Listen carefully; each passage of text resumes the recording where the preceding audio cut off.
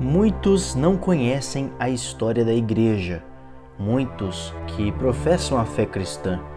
É um assunto muito esquecido hoje em dia e algumas igrejas não estimulam seus membros a irem atrás deste conhecimento. Só que ele é muito importante porque nada está aqui por acaso, tudo tem uma história. E se a gente continua ignorante sobre os assuntos da história da igreja, estamos correndo o risco de cometer os mesmos erros que eles cometeram, de não entender por que muita coisa é do jeito que é hoje em dia, porque assim como eu disse, tudo tem uma história, tudo tem um motivo para ter chegado até aqui. E nós vamos falar um pouco nessa série sobre a história da igreja, de um jeito simples.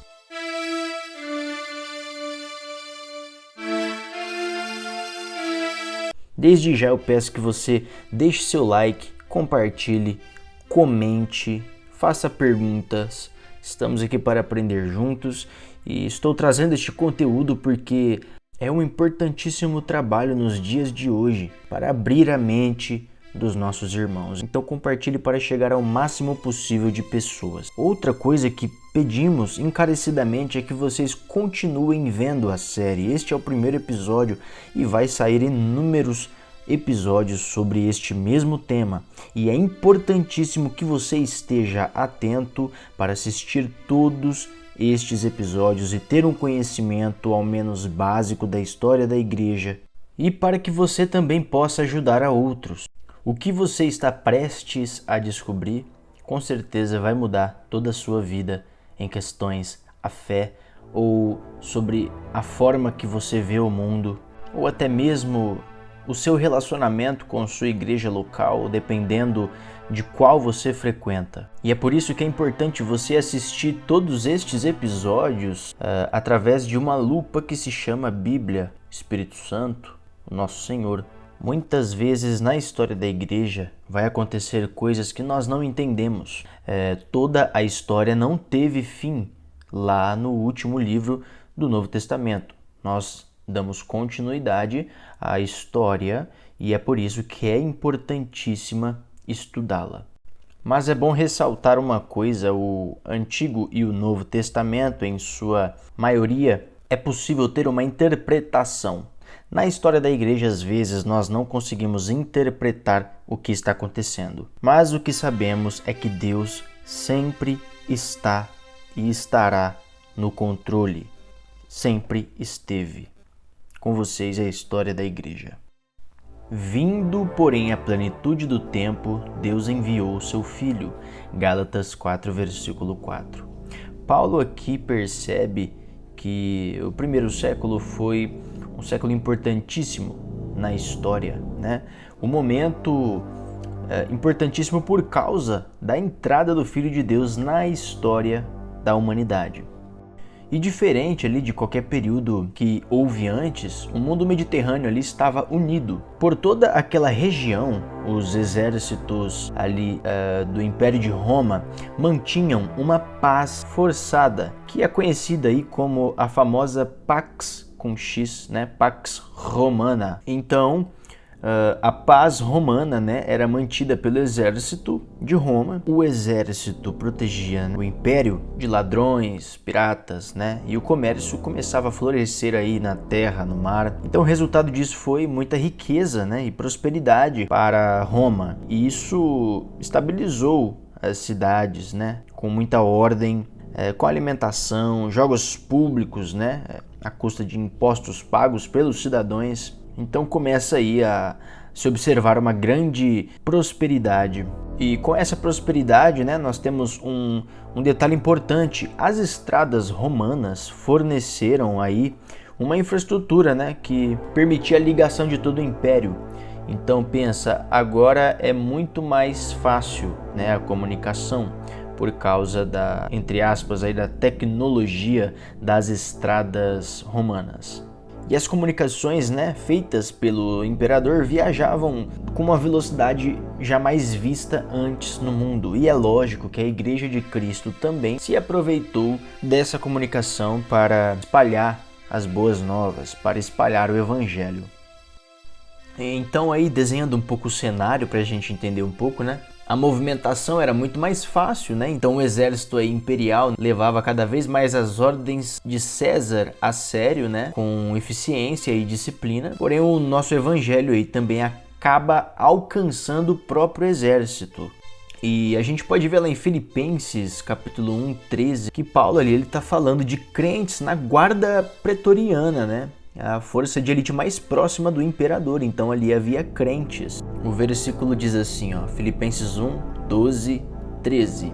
De maneira que minhas prisões em Cristo se tornaram conhecidas em todo o palácio e em todos os demais lugares. E muitos dos irmãos no Senhor, adquirindo confiança com as minhas prisões, estão muito mais corajosos para falar sem temer. Então Paulo preso, imagina Paulo preso, né? E a guarda sabia, né, que a prisão de Paulo envolvia o seu compromisso com o evangelho, né, o seu compromisso com Cristo. Eu consigo imaginar ali, né, vários guardas trabalhando em vários turnos.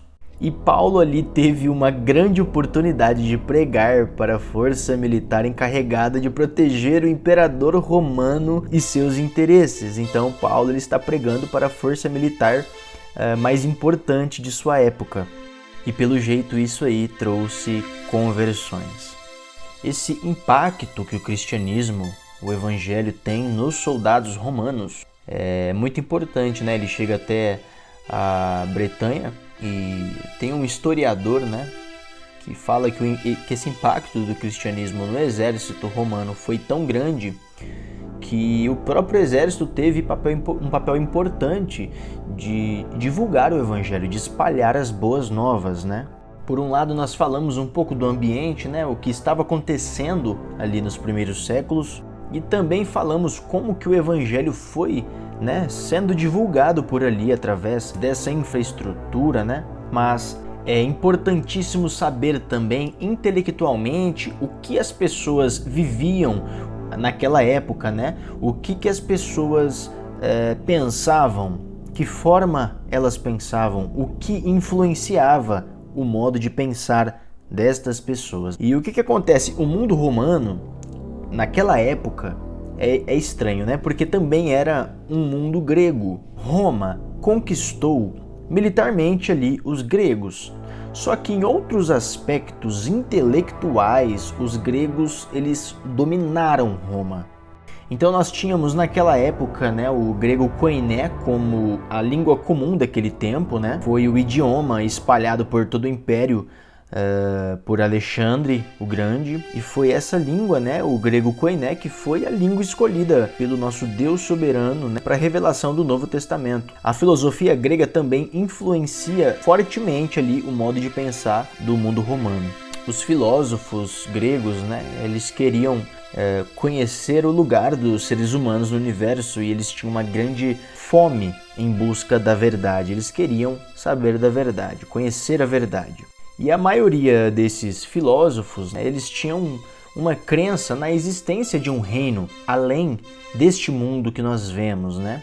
E o cristianismo também acaba se aproveitando, né, dessa fome pela verdade. E a gente pode até perceber Paulo, né, se aproveitando dessa fome que eles tinham pela verdade.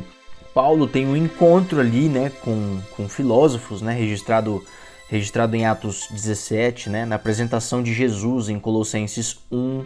Ele é a imagem do Deus invisível. Além disso, também temos a argumentação filosófica de João, né, no Evangelho e na primeira epístola, né? O mundo greco-romano, então, estava intelectualmente configurado para receber o Evangelho.